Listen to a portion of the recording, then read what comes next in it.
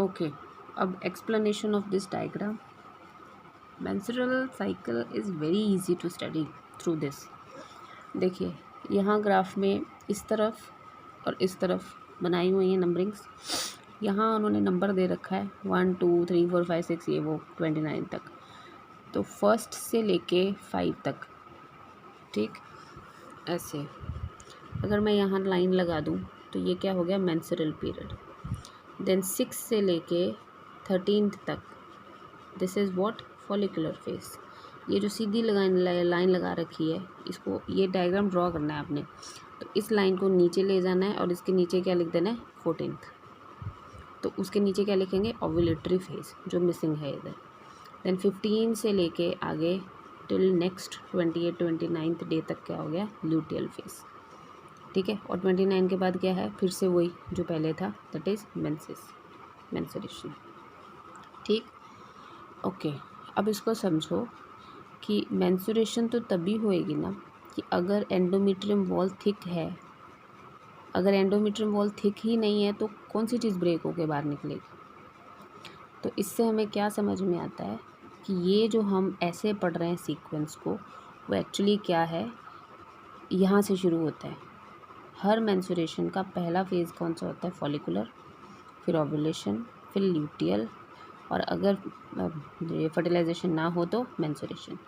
तो फिर हमने इसको पहले क्यों पढ़ा, this sequence is just to make the cycle easy. कि मेंस्ट्रुएशन होता है, फिर फॉलिकल डेवलपमेंट होती है. रिपीट कर रही हूँ, अगर यहाँ मेंस्ट्रुएशन हो रहा है दैट मीन्स इससे पहले यूट्रस की वॉल थिक हुई होगी, तभी तो मेंस्ट्रुएशन हो रहा है. तो इससे क्या समझ आता है कि menstruation is not the first phase, this is the last phase of one menstrual cycle. अब सपोज़ करो किसी फीमेल को मेंस्ट्रुएशन हुआ पहली बार. अब जब उसको मेंस्ट्रुएशन हुआ है तो उसकी बॉडी में ये सारे चेंजेस पहले हुए होंगे ना. उसके फॉलिकल्स डेवलप किए होंगे, उसमें ओव्यूलेशन हुआ होगा, उसका एंडोमेट्रियम थिक हुआ होगा, और अगर फर्टिलाइजेशन नहीं हुई तब जाके उसको मेंस्ट्रुएशन हुआ होगा. फाइन, कंफ्यूज नहीं होना, लिखना ऐसे ही है. But this is just for your knowledge कि ये पहला फेज़ होता है, फिर ओव्यूलेशन, फिर ल्यूटियल, और फिर मेंस्ट्रुएशन. बट जब आप एक्सप्लेन करोगे बुक में और जिस अपने एग्ज़ाम्स में, तो यही सीक्वेंस रखोगे. ये सिर्फ उन क्वेश्चंस के लिए, क्योंकि काफ़ी बच्चे पूछते हैं कि ये क्यों ब्लीडिंग हुई यहाँ पे, तो दैट इज़ उसके लिए मैंने बताया. ठीक है, ओके. तो ये हैं आपके लिखे हुए डेज. ये क्या है, यूट्रस के इवेंट्स.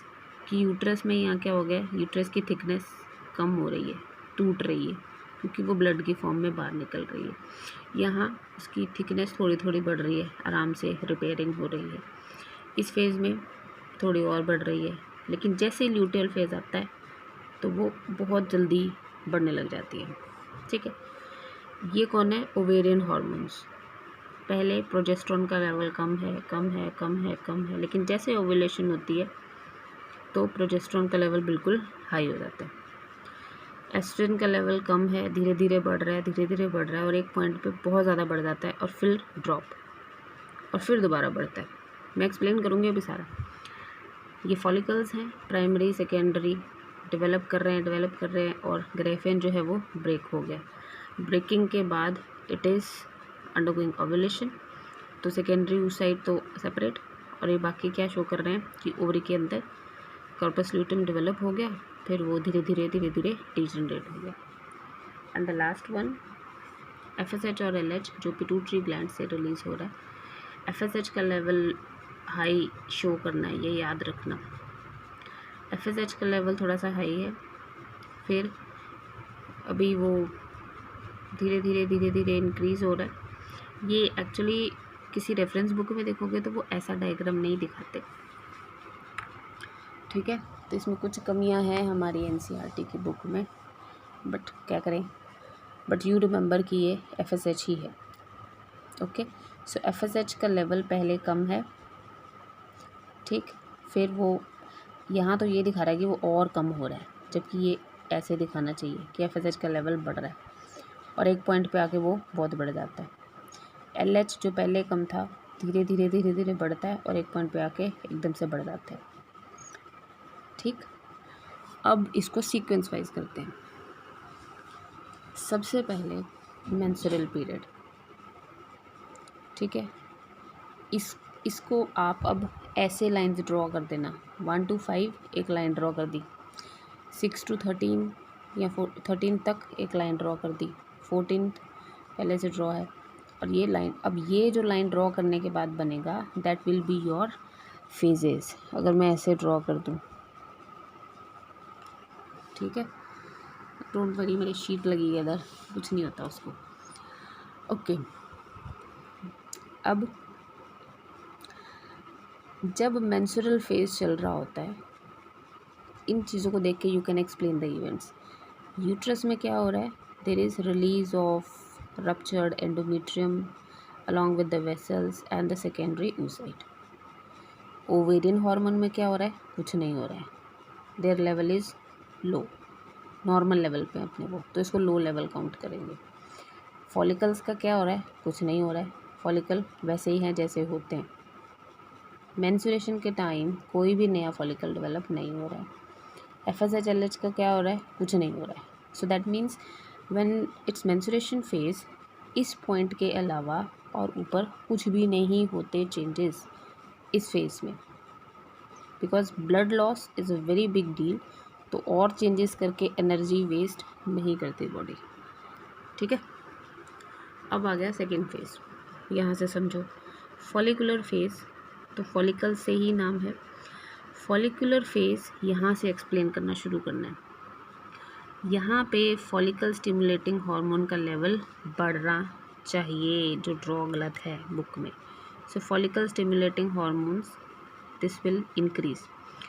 जैसे जैसे फॉलिकल स्टिमुलेटिंग हार्मोन का लेवल बढ़ेगा तो रिजल्ट क्या होगा, this will stimulate the hormone to develop. तो डेवलपिंग फॉलिकल्स वो बढ़ रहे हैं, प्राइमरी चेंज हो रहा है सेकेंडरी, टर्शियरी और ग्रेफिन की तरह। ये पॉइंट क्लियर हुआ।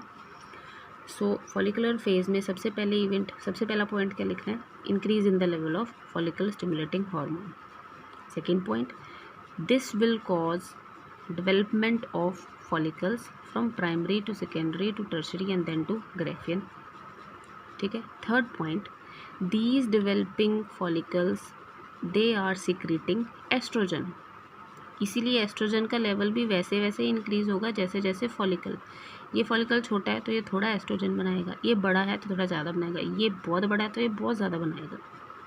सो एस्ट्रोजन का लेवल एकदम से इंक्रीज़ होगा। इस इंक्रीज एस्ट्रोजन का लिंक किसके साथ है, LH के साथ।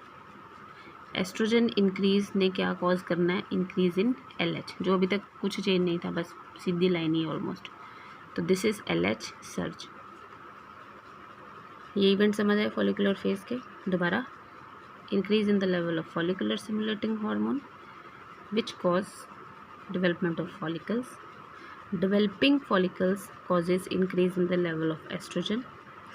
High level of estrogen causes sudden increase in the level of LH, which is known as LH surge. यहाँ ख़त्म होता है follicle stimulating phase। ये सब तो पढ़ लिया। तो उस टाइम पे यूट्रस पे क्या हो रहा था, सिंपल रिपेयरिंग, थोड़ा बहुत रिपेयरिंग बस, और कुछ नहीं। अब आ गया फोर्थ फेज, जो हमें यहाँ बनाना है, ओव्यूलेटरी फेज, ठीक है। इस फेज़ में क्या हो रहा है, हाई लेवल ऑफ LH, जो मैं बोल रही हूँ ऐसे ही लिखना है पॉइंट्स में। ओव्यूलेटरी फेज का इवेंट क्या होगा, high level of LH, that is LH surge, this causes rupturing of Graafian follicle, that is ovulation. Clear, high level of LH which is called LH surge that will cause rupturing of ovulation। जैसे ही follicle break हुआ, अभी तक ये oestrogen follicle ही तो बना रहा था, जैसे फॉलिकल ब्रेक हो गया एस्ट्रोजन का लेवल ड्रॉप, क्योंकि जो उसको बनाने वाला था वो खुद भी टूट गया। फाइन, अब फॉलिकल और कोई चाहिए ही नहीं, तो किसको स्टिमुलेट करे, FSH, तो FSH का लेवल भी ड्रॉप, ठीक है। So this is ovulatory phase. And the last luteal phase. इस फेज़ में सबसे इम्पॉर्टेंट फेज़ यही है। इस फेज़ में जो यहाँ शो किया है वो ये कि फर्टिलाइजेशन नहीं हुई। तो जैसे ही ग्रेफिन फॉलिकल ब्रेक हुआ, this changes the remains of graphene follicle which is inside the ovary that will get converted into yellow shape corpus luteum. ठीक है, ये तो चला गया फैलोपियन ट्यूब में सेकेंडरी oocyte. अब corpus luteum will secrete progesterone.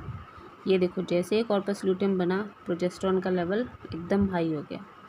जैसे ही प्रोजेस्ट्रॉन का लेवल हाई हुआ, वैसे वैसे एंडोमेट्रियम की थिकनेस भी एकदम हाई हो गई. तो ये तीनों एक दूसरे को रिलेट कर रहे हैं.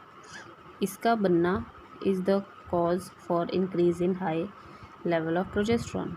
High level of progesterone is the reason for increase in the thickness of endometrium. ठीक है. अब ये जो एस्ट्रोजन में एक ड्रॉप था, कॉर्पस ल्यूटियम ने एस्ट्रोजन भी सिक्रीट करना है, तो जो ड्रॉप आया था वो भी बाद में हाई हो जाएगा. ठीक है. FSH और LH में कोई चेंज नहीं होगा क्योंकि अब उसकी ज़रूरत नहीं है. जो उन्होंने करना था वो पहले कर चुके. सो कॉर्पस ल्यूटियम हाई बनने के बाद प्रोजेस्ट्रॉन का लेवल हाई, और थोड़ी देर बाद एस्ट्रोजन भी हाई, क्योंकि ये दोनों चीज़ें कौन बना रहा है? Corpus luteum. यूट्रस की लाइनिंग भी हाई. अब अगर 28th डे तक सेकेंडरी oocyte किसी भी चीज़ को फर्टिलाइज नहीं किया, दैट मीन्स स्पर्म्स, देन ये कॉर्पस ल्यूटियम धीरे धीरे क्या हो जाएगा? डिजनरेट, ख़त्म. अगर ये ख़त्म हो गया तो क्या प्रोजेस्ट्रॉन बचेगा? नो. तो प्रोजेस्ट्रॉन के लेवल में ड्रॉप. प्रोजेस्ट्रॉन बनाने वाला कॉर्पस ल्यूटियम अगर ख़त्म है तो एस्ट्रोजन भी उसी से बन रहा था, तो एस्ट्रोजन भी ड्रॉप. ठीक है. अब जिस चीज़ ने एंडोमेट्रियम की थिकनेस को बनाया और उसको प्रसिस्ट करना था, प्रसिस्ट मीन्स होल्ड, वही चीज़ ख़त्म हो गई, दैट इज़ कॉर्पस ल्यूटियम. ठीक है. तो थिकनेस किससे परसिस्ट होती है? प्रोजेस्ट्रॉन से. और वो किससे बनता है? कॉर्पस ल्यूटियम से. ये दोनों चीज़ें नहीं हैं तो एंडोमेट्रियम की जो वॉल है वो ब्रेक कर जाएगी, और ये जो सेकेंडरी oocyte वहाँ कहीं यूट्रस में होगा, वो भी बाहर आ जाएगा again in the form of menstruation. I hope समझ आ गया. बाकी जितना भी एक्सप्लेन किया है पीछे, but this is the best diagram जो बुक वाला है to explain the events of menstruation. इसमें सिर्फ एक पॉइंट और जो कॉमनली पूछा जा सकता है कि एस्ट्रोजन के 2 पीक्स दिखाई दे रहे हैं. एक तो ये 14th डे से थोड़ा पहले, और एक बार 25th 27. इन दोनों पीक्स में डिफरेंस क्या है? Difference is this oestrogen is secreted by follicles, and this oestrogen drop होने के बाद this oestrogen is secreted by corpus luteum. Clear? चलो देखें क्या आया तुम्हें. Select the wrong statement. मैं नहीं बताऊंगी, खुद बताना. Menstrual cycle occur only in primates. During pregnancy menstrual cycle stops. सही बात है. Follicular phase starts from 5th day after menstruation. Yes. Corpus albicans releases progesterone. तो what is the wrong one? It is, which option is the wrong statement? D. ठीक है, बता ही देती हूँ. After ovulation Graafian follicle is transformed into what? Corpus callosum, corpus albicans, corpus luteum, corpus quadrigemina. याद आ गया, ये दोनों तो ब्रेन के हिस्से हैं. और ये इसी में ही है. लेकिन कॉर्पस ग्रेफिन फॉलिकल किस में चेंज होता है? पहले कॉर्पस ल्यूटियम में, और कॉर्पस ल्यूटियम डिजनरेट होकर एल्बिकेंस बनता है. So answer is C. Ovulation occurs on which day? 5th 14 18. तो इट इज़ नॉर्मल जो लेके चलेंगे 14th day. B. The first menstruation during puberty is known as. ये पता होना चाहिए अब आपको. ठीक है, चलो जी, फिनिश्ड.